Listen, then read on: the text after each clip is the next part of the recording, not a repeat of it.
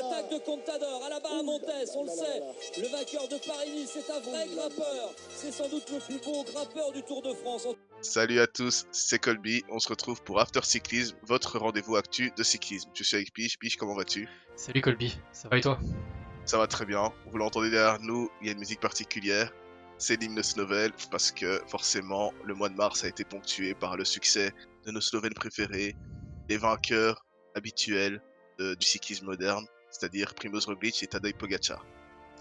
Pige, un mot à dire là-dessus justement sur cette énième domination, cette énième hégémonie de Slovène préféré. Ah bah c'est clair, ils ont tout raflé, voilà. Et Paris-Nice, Tirreno et Tour de Catalogne, full victoire slovène, ça fait une domination implacable de la Slovénie. Très bien. Par quelle course t'as envie de commencer d'ailleurs? Enfin, sachant que il y a eu 3 grandes courses, principales ce mois-ci, avec Paris-Nice, Tirreno et Catalogne. Tu envie de commencer? Allez, on va prendre quand même par la première qui vient, celle en France, on va parler de Paris-Nice. Tiens. Alors comment t'as vu cette chose de Pogačar qui a dominé, mais de mon point de vue, qui était pas non plus le plus fort en haute montagne. Bah, on en parlait, on savait que Pogačar allait gagner, on se disait qu'il avait quand même un petit avantage par rapport à Vingegaard. Mais visiblement, il n'y avait pas que Vingegaard comme adversaire et c'était même pas le plus fort de ses concurrents, à notre, grande surprise et à notre grande, joie. On a eu, David Gaudu qui s'est, introduit dans cette fête. C'était vraiment super parce que du coup, on avait quelqu'un d'offensif, c'était pas juste un mano à mano, il y avait une personne tierce qui pouvait attaquer et les autres se regardaient un peu, d'essayer de on y va pas donc la course a été un peu plus intéressante qu'un simple 1v1 qu'on a pu voir sur le Tour de France, par exemple.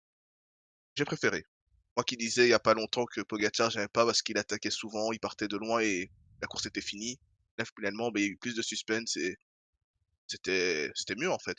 Tu eu quoi comme ressenti justement par rapport à ce trio, non? Ouais, c'est clair que d'habitude, notamment au Tour de France, c'était plutôt une bataille à deux, ou même des fois c'était une bataille tout seul parce il était sans concurrence. Là, pour le coup, c'était vraiment une bataille à trois. On a vu Pogacar au final qui marquait Vingegaard au début. C'est David Gaudu qui en a profité et au final, on a vu Pogacar se battre avec deux hommes. Donc c'était bien pour le suspense, notamment sur la quatrième étape. Pogacar du coup qui revient sur David Gaudu dans le final. C'est vrai que c'est bizarre d'avoir un peu de suspense sur une victoire de Pogacar. Bon, on sait au final que sa pointe de vitesse, il bat tout le monde, ou quasiment tout le monde, sur un finish comme ça. Mais ouais, c'était plutôt agréable. En tout cas, c'était un très beau parcours. Et on a pu en voir sur toutes les coutures, notamment avec l'arrivée au sommet aussi, pareil, avec un sprint, mais des attaques de loin en même temps. Donc c'était très varié. À la rigueur, si on peut juste dire la dernière étape où là pour le coup Pogacar a fait du Poga, ouais, il est parti de loin dans de sacrées bonnes pentes et derrière une fois qu'il a créé l'écart, ouais, il est imbattable quoi. C'est ça, hein. Mais il faut le dire, hein, Pogačar a vraiment construit sa victoire sur Paris-Nice, mais par rapport à Vingegaard et même à Gaudu sur toutes les étapes.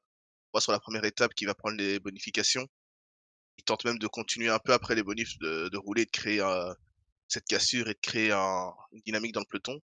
Sur les autres étapes, pareil. Sur le contre-la-montre par équipe, on a ce final où il prend la chicane qu'il prend à une vitesse incroyable. Tu te dis, mais c'est un grimpeur ce mec. Enfin, la vitesse à laquelle il allait, c'était hyper impressionnant et surtout le fait qu'il arrive tout seul. Enfin, c'est vraiment du Ah, Pogacar tout il a craché pris avec des la meilleurs points US. de corde que des courses de Formule 1 limite.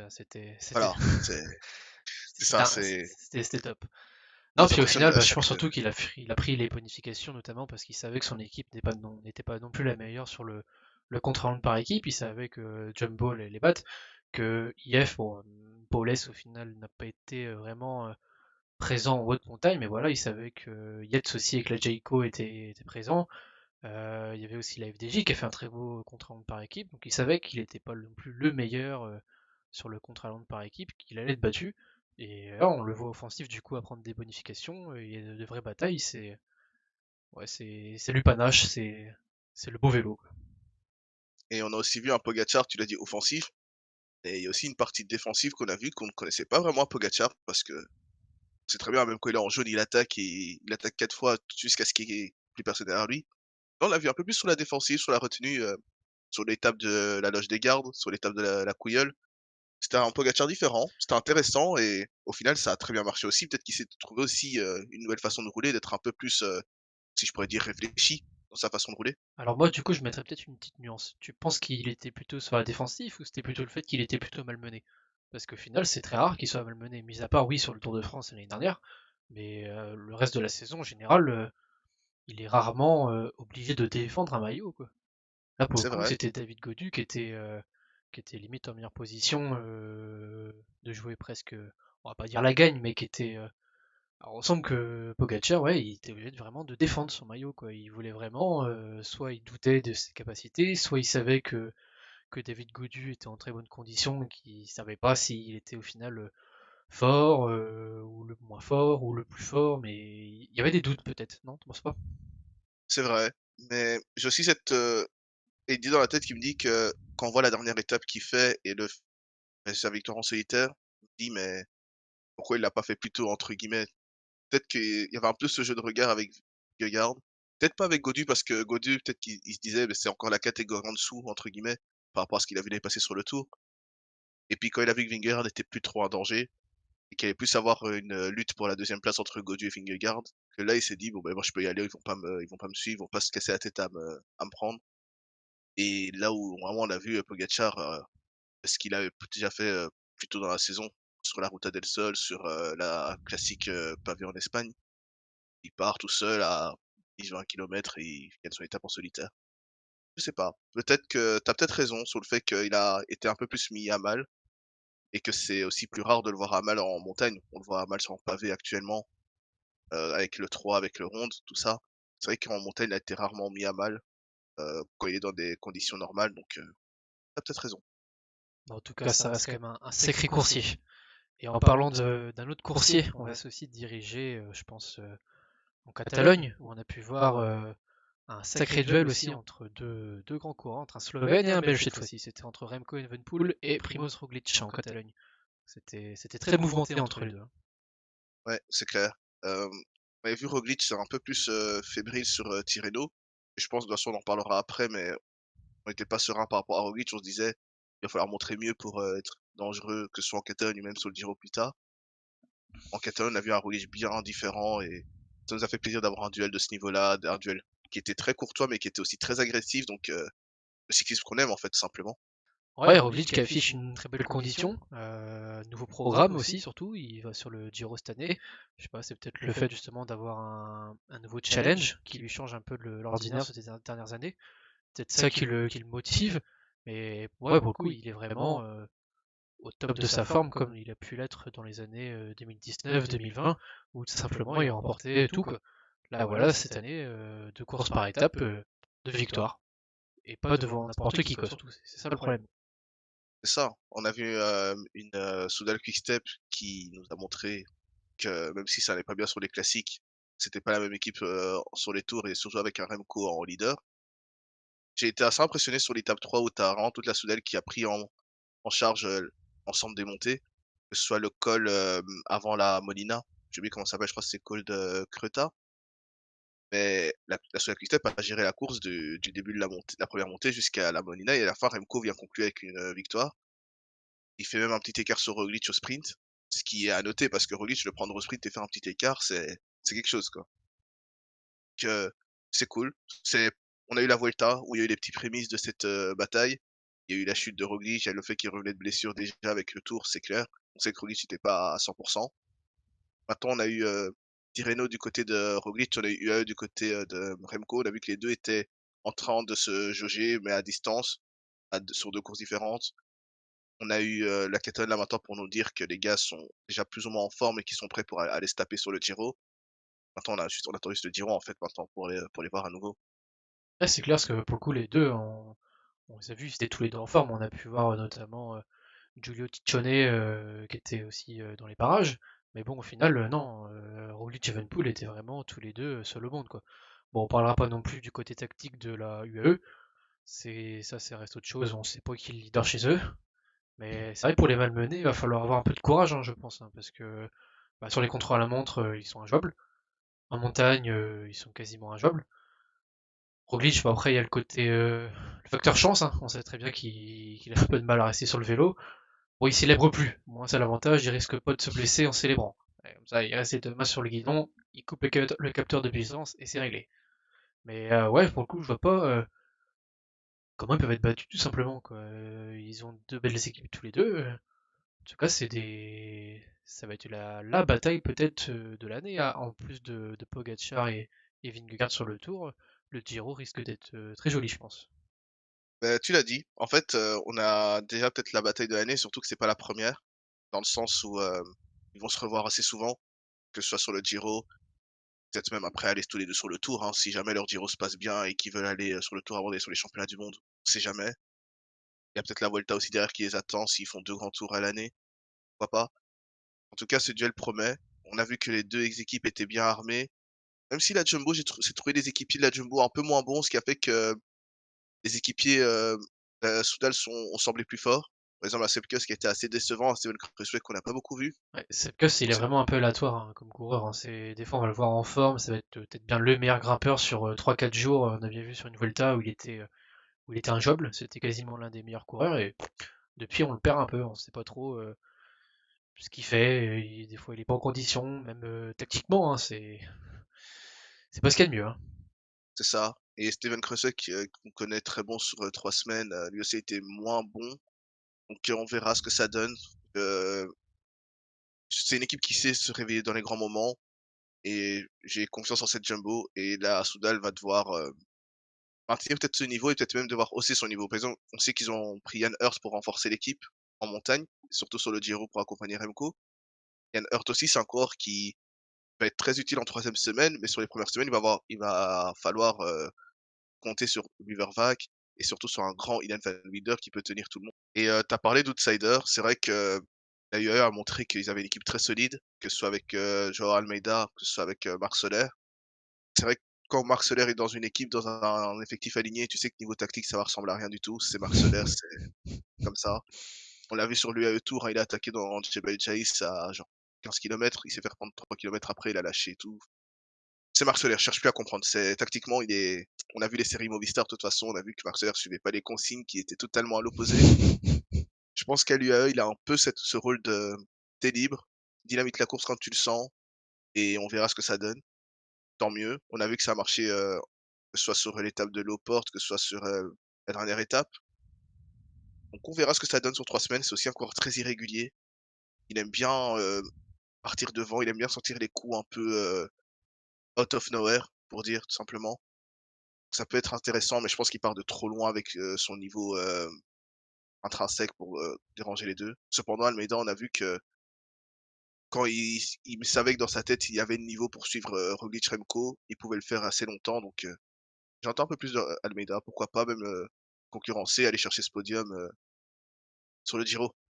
Ah, je trouve qu'à la limite, elle fait peur cette équipe-là. Là, on voit la start list, entre un Yates qui est sur une jambe, il est blessé de partout. Il y a Solaire qui fait n'importe quoi, il attaque, mais c'est pareil, c'est aléatoire. Et en parlant d'aléatoire, on peut voir aussi Almeida. Almeida, il commence des cols, il se fait lâcher, mais il fait une montée crescendo. Il n'y a pas Du vraiment troisième, hein. il y a pas de leader, quoi. Il n'y a pas vraiment la personne ou le mec pour être vraiment numéro un dans cette équipe hormis Pogacar, bien sûr. Mais ouais, c'est compliqué. Au final, Ça. je sais même pas si qui va pouvoir en profiter de tout ça. Au final, ça peut être Vine qui peut au final créer la surprise, qui peut être le leader, parce que là, ouais, ils ont des très bons grimpeurs, ils ont des mecs sur une étape qui peuvent être excellents, mais après derrière, c'est pas régulier. C'est un peu vraiment compliqué l'équipe, hein. Ah non, c'est vrai que tu le dis que derrière Pogacar qui lui aussi a un peu cette, âme, un peu foufou à attaquer tout le temps. Derrière, ils ont des mecs assez, particuliers. Il y a pas vraiment de coureurs, de grimpeurs classiques comme on connaît, quoi. Il y a Almeida qui se fait lâcher comme tu as dit tout le temps, Soler qui attaque tout le temps, mais on dirait ils ont pas ce grimpeur qui arrive à tenir le rythme du peloton, à tenir, à faire le meilleur temps possible. On dirait qu'ils ont pas ce coureur-là que toutes les équipes ont. Que à chaque fois, on se dit qu'il y en a un qui peut peut-être sortir du lot. Par exemple, Almeida, on a longtemps cru qu'il pouvait faire, podium du Giro l'année passée, podium de la Volta, l'année passée aussi. À chaque fois, il y a eu un problème, il a soit pas fini, soit fini 5e donc ouais, on verra. Le niveau d'Almeida me fait dire qu'il peut tenir le podium. Maintenant, à voir si dans la tête, ici même physiquement, il tient jusqu'au bout de ces 3 semaines du Giro. Mais bon, on a vu quand même que sur la Catalogne, il y a eu beaucoup d'étapes de montagne, on a vu beaucoup de grimpeurs qui sont distingués et je sais que tu as envie d'en parler. Peut-être qu'on peut notifier la présence de tous ces jeunes qui ont été actifs sur le Tour de Catalogne, notamment du Tiana Brooks, du Lenny Martinez, ou même encore du Lennart Van Velt pour la Lotto. Des coureurs qui ont concurrencé un peu cette ancienne génération de grimpeurs, donc des Landa, des Oran, des Michael Woods. Ouais, c'est bien, ça rajoute un peu de dynamisme dans tout ça. C'est vrai, c'est la bataille dans la bataille, on va dire. Ils sont pas non plus largués, mais voilà, on sait qu'ils sont très jeunes. C'est des mecs qui ont performé sur le Tour de l'Avenir récemment. Lenny Martinez, on connaît ses capacités de grimpeur. Sian, lui, on connaît plus par rapport à son physique, on sait qu'il va être un peu plus complet déjà. Et ouais, c'est vraiment top un peu de voir du renouveau. C'est ça. Surtout que, allez, pour Lenny Martinez, on sait que il y a ces déclarations qui disaient qu'il a chuté, qu'il a pas été arrangé par la chute de ses équipiers sur la deuxième étape. Sur la troisième étape, il a un problème mécanique, il est derrière, on le voit essayer de tracter tout le monde pendant que tracter même un certain Egan Bernal, hein, donc je pense qu'il sera forcément dans nos flops parce que c'est catastrophique. Mhm. Mais on voyait justement qu'il était derrière et du coup il perd du temps, il perd peut-être une minute à cause de cette étape. Et puis sur l'étape de Loporte où peut-être on en attend plus trop de lui parce que le général est un peu loin.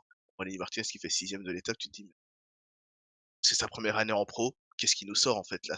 Ah, puis On n'est surtout, pas il a sur, fait une le Tour des montée Alpes. il a fait une montée qui était très à son rythme au final.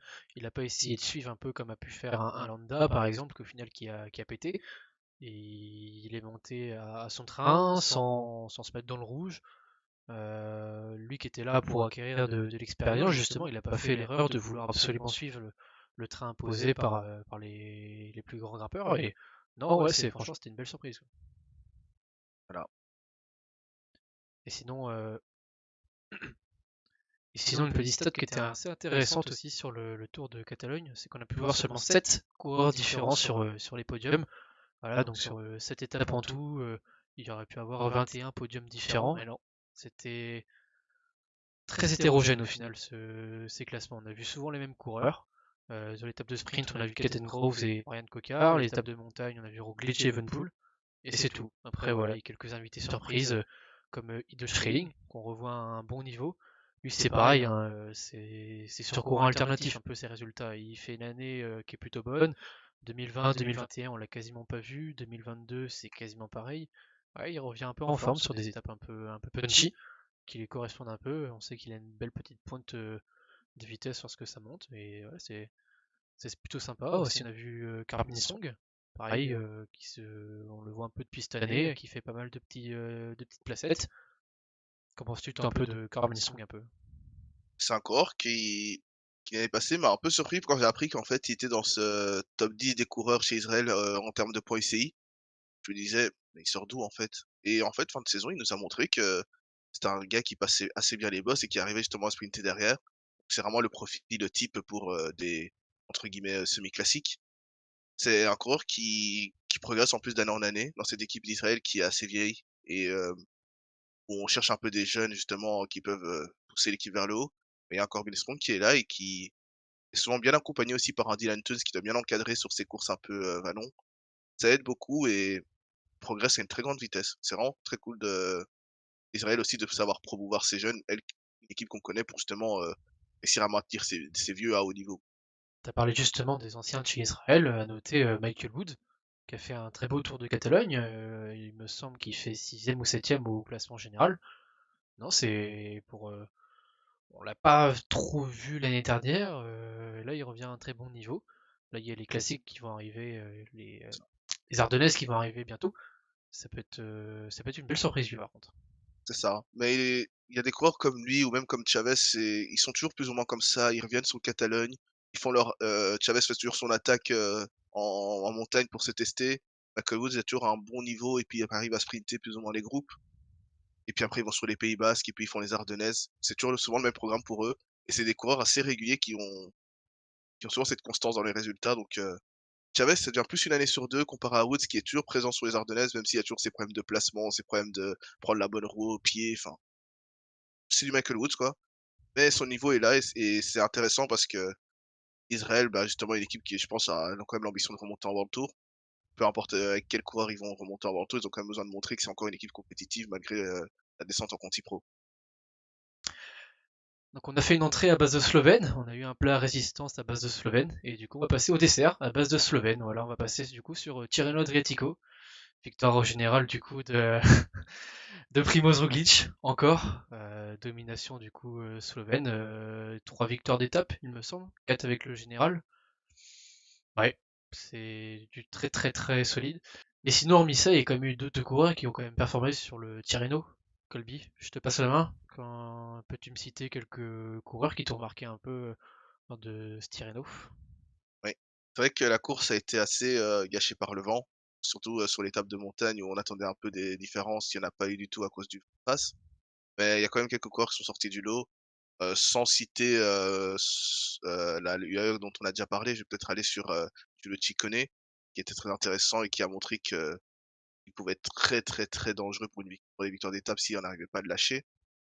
On a vu que Lennart Kämna, pouvait tenir la montagne et il y a un reportage de Labora sur YouTube qui dit, justement que Kämna sera co-leader sur le Giro. Donc là, c'était un peu son premier test en tant que leader, co-leader classement général. Ça s'est bien passé. Certes, l'étape de montagne a aidé, a fait qu'il n'a pas eu à faire trop d'efforts, il a tenu. L'équipe Bora en général a été assez intéressante, même si, les gros leaders, Vlasov et Hindley ont été décevants. L'équipe en soi, le collectif a été très intéressant, bien huilé. Il y a aussi Hugh Carty qui a été, plutôt incisif. Enfin, il a été offensif, il a été, très agressif. Il a tenu toutes les étapes. Bon après je pense que le chrono a fait qu'il est un peu plus long en général. Mikel Landa a fait du Mikel Landa, la classique, il y a pas besoin d'en dire plus. Heu, ouais, on a eu malheureusement le niveau était un peu trop homogène entre, ces 15 coureurs, outsiders qui étaient présents. Mais on a vu quand même une belle course avec, notamment, bah, comme tu l'as dit, 3 victoires de Primoz Roglic. Des victoires qui, on va pas se mentir, ont été très, très bien emmenées par les autres équipes. Je pense que les autres équipes avaient pas conscience que Roglic était en peloton, mais peut-être qu'ils se disaient: «Il est peut-être en méforme, il est en reprise, on va voir ce que ça donne», mais Roglic s'est fait emmener par, sur 3 journées, c'était même pas ses équipiers qui l'emmenaient. On a des étapes il y a une étape où Van Aert chute avec Pidcock, on se dit: «Roglic est tout seul, ça va être plus compliqué pour lui». On lui fait le travail, il va gagner son étape devant Alaphilippe, Adam Yates, tu te dis: «Mais c'est le Roglic Ah, des c'est années ça, hein. 2020, le Roglic qui reste caché, puis qui sprinte à 200 mètres et qui gagne, quoi». Ça me fait penser, je sais plus si c'est un Paris-Nice ou Dauphiné. Ça doit remonter à quelques années maintenant où voilà, un petit peloton qui arrive pour la victoire d'étape, Guillaume Martin qui lance pour Christophe Laporte et au final Primoz Roglic qui saute Christophe Laporte, ouais, c'était même pas un faux plat montant, si on va dire, c'était quand même allé, il y avait quelques pourcentages. Il y avait eu une petite sélection juste avant, mais peloton de 30 mecs. Laporte face à Roglic, on se dit facile, première victoire française sur le Dauphiné. Ouais. Et non, la pointe de vitesse de Roglic, c'est quand même quelque chose, hein. Ouais, non, C'est je crois que c'était Paris-Nice 2021 cette étape. L'étape où ça me dit quelque chose ça, Guillaume Martin qui lance la porte sur un faux plat montant. Ouais, ouais.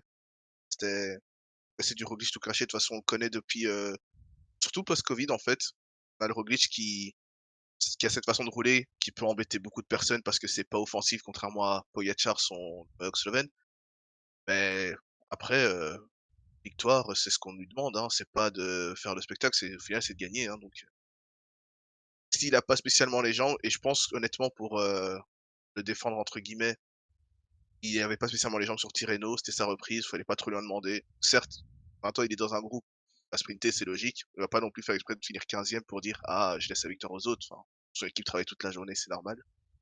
On a vu justement 2 semaines après sur Catalogne c'était un Roglic différent, qui avait l'air même de s'amuser sur le vélo. Ce qui, on voit pas spécialement Roglic souriant, à part quand il chute, qu'il doit faire des sourires, pour les gens, pour les caméras sur le Tour de France, là il le fait. Sinon il sourit jamais Roglic sur le vélo. En Catalogne, là, j'ai trouvé un peu plus, enjoué la situation. Peut-être qu'il justement il était heureux d'avoir un adversaire un peu qui pouvait jouer avec lui, qui pouvait, le titiller. Que voilà, c'est vrai que c'est Roglic quoi, Primoz Roglic. T'as parlé aussi des sprints, en parlant de Roglic. Voilà, il y a eu quelques opportunités pour les sprinteurs à Tirreno. On a vu Fabio Jakobsen remporter une étape, Jesper Philipsen en remporter deux. Quand même, Philipsen un peu ouais, pas qui s'impose comme le grand gagnant des sprinteurs, mais ouais, la deuxième étape il finit deuxième. Après il remporte deux autres étapes. C'est quand même le grand gagnant de Tirreno concernant les sprinteurs. C'est ça, Philipsen qui ressortait un peu de sa victoire aux Champs-Élysées où il avait vraiment dominé, il a mis un vélo à tout le monde. On se disait que Philipsen n'avait pas trop de rival. Ben, on n'a pas beaucoup vu ce début de saison. Et c'est normal parce qu'il prépare sa période de classique, tout ça. Il a aussi envie de performer sur des pavés, sur Milan-San Remo. C'est normal. Et Philipsen qui revient bien et on l'a vu après sur le 3, il s'est imposé aussi. Et avec la manière, parce que le coup de bordure qu'il y a eu, il finit à 3 et sprint et il remporte la panne. C'est c'est pas ce qu'un sprinter fait habituellement. Donc non, c'est cool d'avoir des sprinters qui sont aussi un peu plus offensifs que des sprinters plus classiques comme le sont Jacobsen, qui malgré tout conclut et revient bien aussi en forme après un peu le début de saison, la fameuse chute sur le Sama où on le voit dans le buisson. C'est cool pour Jacobsen et c'est cool aussi pour la Soudal de savoir qu'ils peuvent continuer à gagner des courses même quand ça ne va pas trop bien, on pourrait dire, au sein de l'équipe. Il y a un coureur aussi qui s'affirme en tant que sprinter, qu'on a vu s'exprimer lors de Paris-Nice, c'est Olaf Koiv. Voilà, le jeune sprinter néerlandais, 21 ans, de chez Jumbo. Il avait peu d'opportunités au final et il a réussi à saisir sa chance. Il s'impose devant Pedersen et Tim Merlier. Qu'en penses-tu, toi, au final, de ce jeune sprinter néerlandais? Déjà 2 choses à dire sur Olaf Koy, c'est que, il est c'est je pense que c'est sa première saison, il fait vraiment des courses World Tour de haut niveau, donc avec Paris-Nice, avec, La Panne et moi qui m'attendais à avoir un sprinter pur, un peu comme Groenewegen l'était, on voit que c'est un sprinter qui peut aussi prendre des coups de bordure, qui peut aussi aller, s'aligner sur des courses pavées, sur des semi-classiques belges. C'est vraiment un coureur assez complet mine de rien. Je m'attendais plus à un pur sprinter, il est assez complet et chaque année, il étoffe un peu plus sa palette, donc c'est très intéressant et deuxième chose que j'ai envie de dire, c'est que la Jumbo qui se concentre énormément sur, les courses par étapes et qui là avec, Van Aert essaie d'agrandir son équipe pour les classiques pavés. Je sais pas si un Olaf Koe, il va avoir sa place à long terme dans cette équipe, en fait. N'importe quelle équipe là qui a envie de mettre l'argent, je pense qu'il est en fin de contrat cette année. Si les informations post Stats sont bonnes, faut aller le chercher en fait, parce que là c'est l'avenir pour au moins on va pas aller dire 10 prochaines années parce que tout ça peut vite arriver avec les sprinters. Sur 5 ans, c'est une valeur sûre. Tu vas récupérer des étapes sur le Tour de France. Pourquoi pas aller chercher un maillot vert si le profil s'y adapte. Franchement, faut se bouger. C'est rare pour les sprinters que vraiment il y en ait un qui sort du lot ou qui soit très jeune, on se dise: «Lui, c'est l'avenir de sur quelques années». Il y a Arnaud Delis, mais lui, il est déjà verrouillé. Olaf Koe, il est pas tant verrouillé que ça parce qu'avec la situation de Jumbo, franchement, il faut si les équipes ont l'argent, qu'elles y aillent. Ouais, t'as raison, puis comme tu l'as dit, c'est un coureur qui fait pas non plus que sprinter, il a quand même le caisson. On le voit un peu sur les semi-classiques, c'est vrai qu'il est présent, il sait frotter, il sait se manger un peu de vent, il sait passer les monts, il sait passer un peu de pavé. Ouais, bah, à son âge, on voit plutôt les jeunes sprinters qui savent entre guillemets que sprinter et voilà, qui ont juste une pointe de vitesse, on les voit 2 étapes et après ils font compléto. Alors lui, c'est quand même un coureur qui est plutôt qui fait penser un peu comme un Jasper Philipsen un peu, ouais, c'est un peu dans le même tempérament quoi. Ça et Philipsen, on a vu que, là, maintenant, il était aussi assez verrouillé avec l'Alpecin.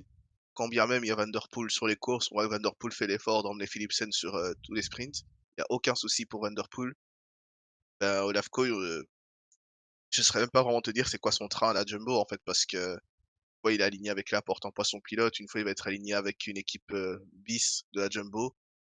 Que peut-être que si on le met dans une équipe, allez par exemple, on va dire l'équipe référence à Soudal, où tu sais qu'il aura un Mikhail Morkov comme poisson pilote attitré et où ce sera toujours le même qui l'emmène, ça peut devenir une énorme machine à scorer quoi. Mais c'est vrai que tu parles de sprint sur Paris-Nice, j'ai quand même aussi envie de parler de contre-performances qui nous ont assez surprises. Il y a notamment le cas Arnaud Démare, mais on l'a vu beaucoup plus sur un aspect collectif, donc dans son malheur, il y a eu quand même de la satisfaction. Et j'ai aussi envie de parler de peut-être Arnaud Delis. On a eu des attentes peut-être sûrement trop élevées aussi pour ses premières courses à haute, intensité avec Paris-Nice, avec Milan-San Remo et ces classiques, qui arrivent. On voit qu'il est un peu plus en deçà. On l'a vu travailler, dans la Cipressa pour, Caleb Ewan sur, Milan-San Remo. On l'a vu avoir un peu du mal à finir les étapes sur Paris-Nice.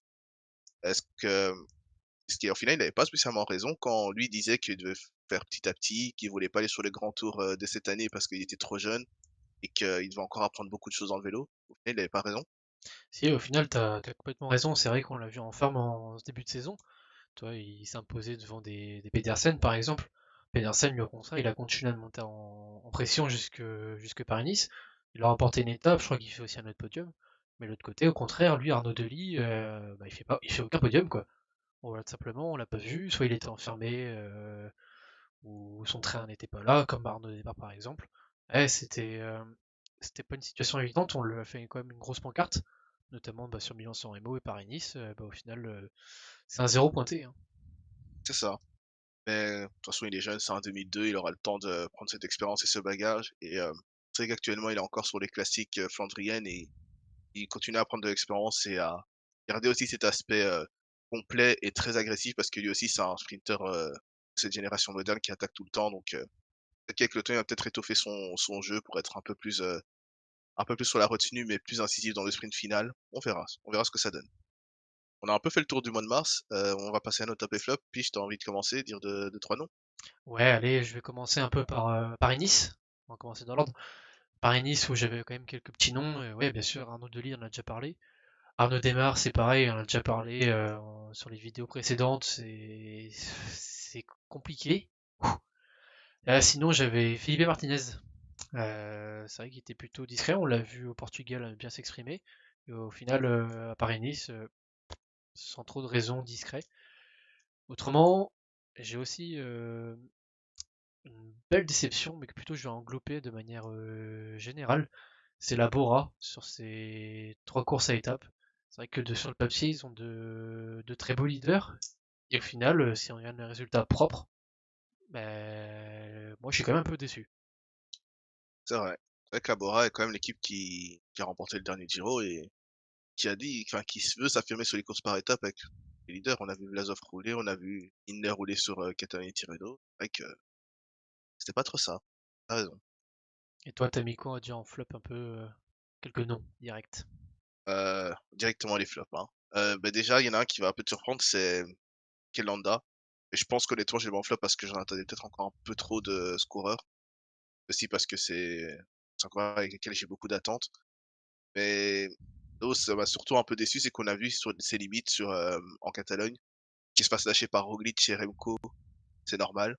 Qu'il se fasse lâcher par Rigoberto Urán, par Lenny Martinez, je trouve ça un peu moins normal quand t'appelles Mikel Landa et que t'es emmené en tant que leader unique sur une course. On verra sur le reste de la saison. C'est qu'il a envie d'aller sur le tour, avoir cet objectif tour. J'y crois plus trop. Mais voilà, c'est un petit flop Mikel Landa. Sinon, j'ai pas tant de flops que ça. Je vais Les continuer courses dans ce cas sont... un peu moi sur les flops. On a pu voir notamment bah, autour de Catalogne, du coup, avec Roglic et Evenepoel, quand au niveau montagne, si t'es en difficulté, bah ça se voit tout simplement. Et du coup, moi sur cette liste, je vais rajouter du coup Ben O'Connor. Euh, on l'a pas vu tout simplement. Sinon, dans ce qu'on n'a pas vu, c'est Romain Bardet aussi, du coup, qui a dû abandonner. Je sais pas s'il était malade ou je sais pas s'il était vraiment fatigué. Richard Carapaz aussi, lui qui est différent un peu sur ses courses de reprise, et de toute façon on sait très bien Ça. que quand c'est pas un objectif, il peut faire 25e du classement général, de son côté il va se préparer dans son pays, et puis On voilà, l'a vu il faire verra. une échappée à Milan-Turin, hein, pour te dire. Une Ouais, échappée c'est sur de la ça. plaine pure. Non, il vient en Europe voilà, pour préparer ses objectifs. On sait comment il est, voilà, on sait comment il fonctionne. Mais c'est un petit flop, on va dire. Je m'attendais à un peu mieux, je pensais qu'il allait quand même faire un peu semblant d'être en forme. Bon, apparemment non, mais bon. Et dans les Sud-Américains, c'est vrai que tu me le rappelles, hein, Egan Bernal. Ouais, Je vais vous le dire, hein, on arrête de croire en Egan Bernal pour 2023. Enfin, pensez peut-être à 2024, 2025 si vous voulez. Le transfert chez Israël dans 3 ans, quand il sera cramé et qu'il devra faire de la thune. Mais arrêtez de penser à Egan Bernal, c'est non seulement il ne tient plus sur son vélo, en plus de ça, il n'est plus au niveau. Quand il est au niveau, derrière Filippo Ganna, autour de Brandon Rivera. Là, il a été au niveau d'équipiers qui étaient secondaires pour les coureurs. Enfin, j'ai même pas son classement en tête sur la Catalogne avant son abandon, mais faut arrêter de penser à lui en fait cette année. La Ineos était un peu dans un projet Bernal leader pour le Tour.